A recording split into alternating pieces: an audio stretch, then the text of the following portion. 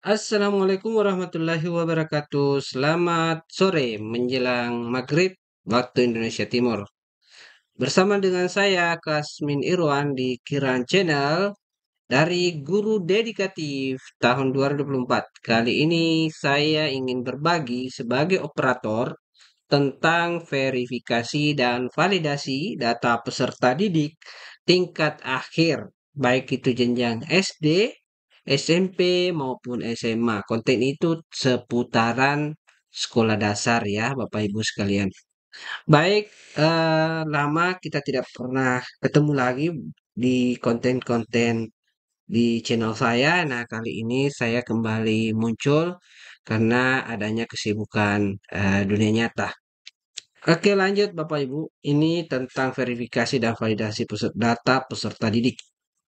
Nah, berdasarkan surat edaran dari Pusat Data dan Teknologi Informasi bahwa diberitahukan kepada semua kepala dinas pendidikan provinsi dan kepala dinas pendidikan kabupaten kota untuk menginstruksikan verifikasi dan validasi data peserta didik tingkat akhir.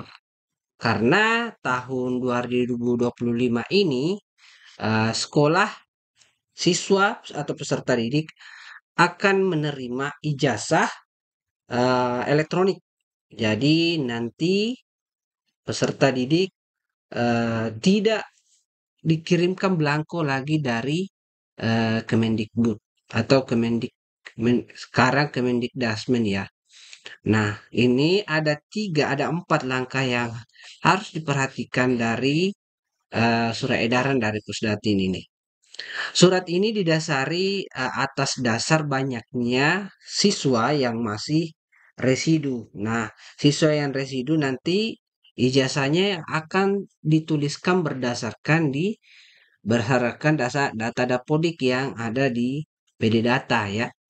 Nah, lanjut. Surat ini didasari juga atas dasar eh, Permendikbud ya, Permendikbud Ristek nomor 58 tahun 2024 tentang ijazah pendidikan dasar dan pendidikan menengah.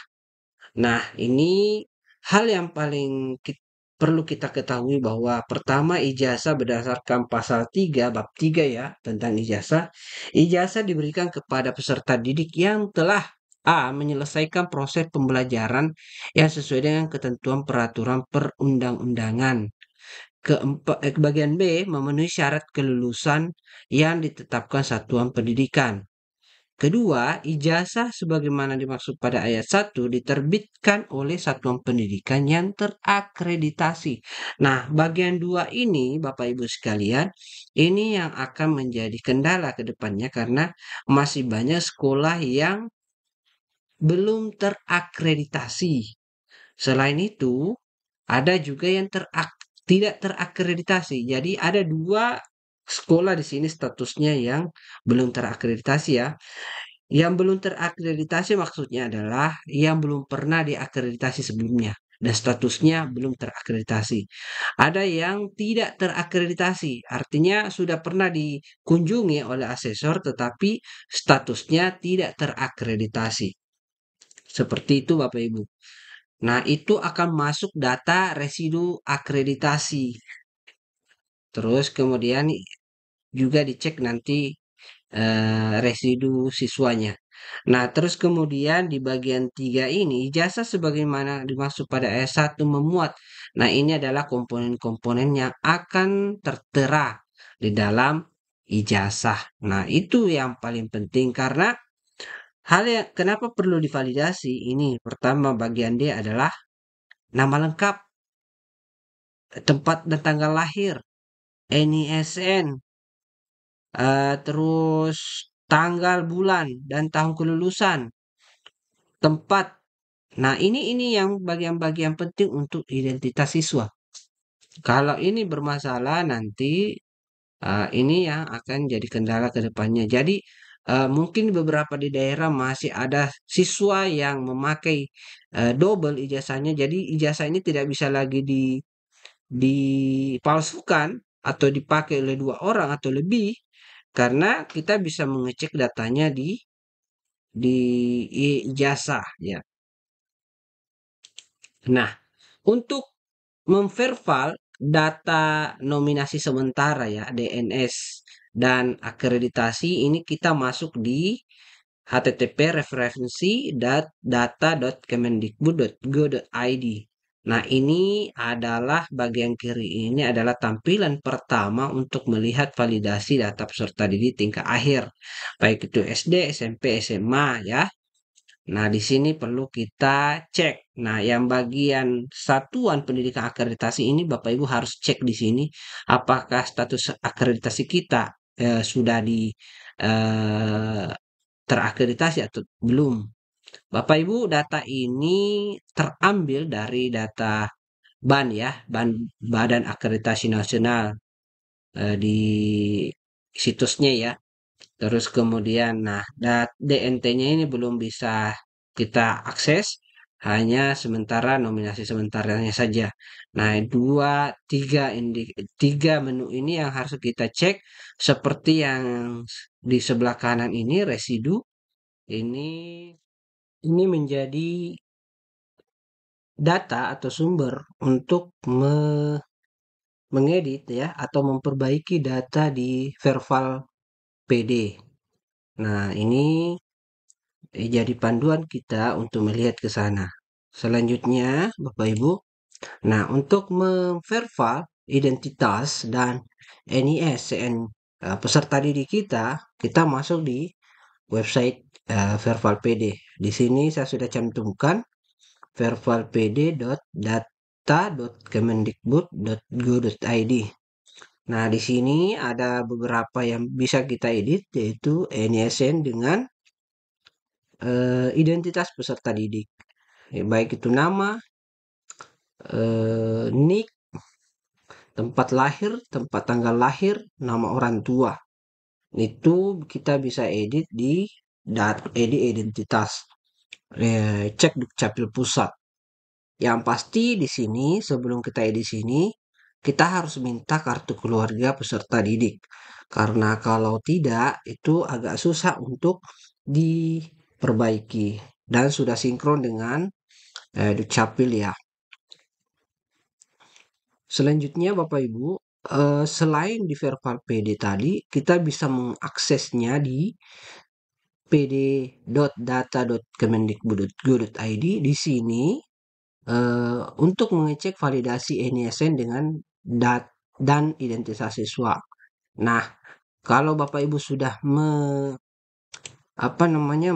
memeriksa di sini di Verval identitas dan INSN sudah diperbaiki di sini, Bapak Ibu bisa mengecek di pd.data.kemendikbud.go.id. Namun Bapak Ibu, di sini saya sudah mengakses setiap hari website ini cuma sementara perbaikan. Di sini tertulis, "Hai, mohon maaf atas ketidaknyamanan ini. Kami sedang melakukan pemeliharaan rutin. Kami segera kembali." Sudah hampir 1 minggu saya menunggu ini perbaikan, tetapi belum ada pemulihan. Nah, di sini Bapak Ibu bisa melihat yang mana di situ residu NISN yang sudah ada dan yang perlu diperbaiki identitasnya. Nah, selanjutnya Bapak Ibu, selain tadi di Verval PD, kalau misalnya operator bisa memperbaiki di sana, di sini juga Bapak Ibu bisa memperbaikinya itu di NISN data.kemendikbud.go.id.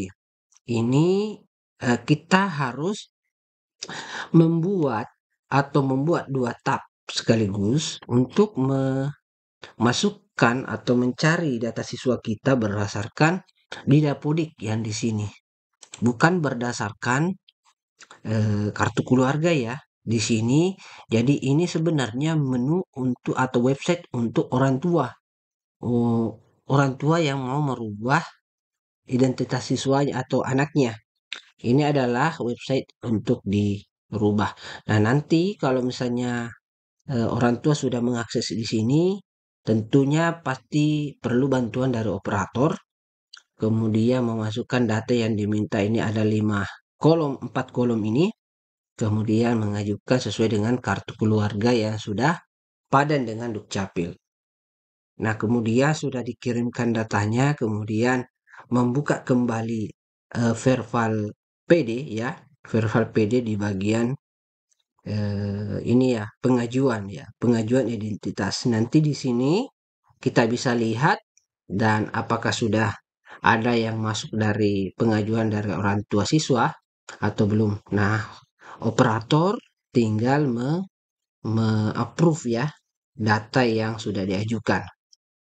Selain itu, Bapak Ibu, kalau misalnya tidak bisa ada perubahan di sini, tidak bisa dirubah juga, Bapak Ibu bisa masuk ke website ult.kemendikbud.go.id. Nah, di sini website ini segala macam permasalahan tentang Dapodi, tentang guru, tentang peserta didik, tentang sekolah, tentang PPG, tentang persoalan pendidikan Kemendikbud maupun pendidikan tinggi, di sini kita bisa mengaksesnya melalui kolom hubungi kami atau pusat bantuan. Nah, di sana Bapak Ibu bisa mengaksesnya apabila ada sesuatu di jalur lain atau jalan lain kita tidak bisa mengaksesnya, tidak ada jalan sama sekali. Nah, maka ini jalan terakhir kita bisa akses. Seperti itu ya, Bapak Ibu. Nah, saya kira untuk penjelasan tentang Verval, Verval PD, peserta didik, dan validasi untuk peserta eh, siswa akhir ya, kelas akhir, baik itu kelas 6 bagi SD, baik itu kelas 9 untuk SMP atau sederajat, kemudian SMA SMK untuk kelas 12. Sekian dari saya, dah selamat malam untuk terima kasih sudah menonton video ini. Sampai jumpa di video selanjutnya. Saya Kira Channel. Terima kasih. Selamat malam.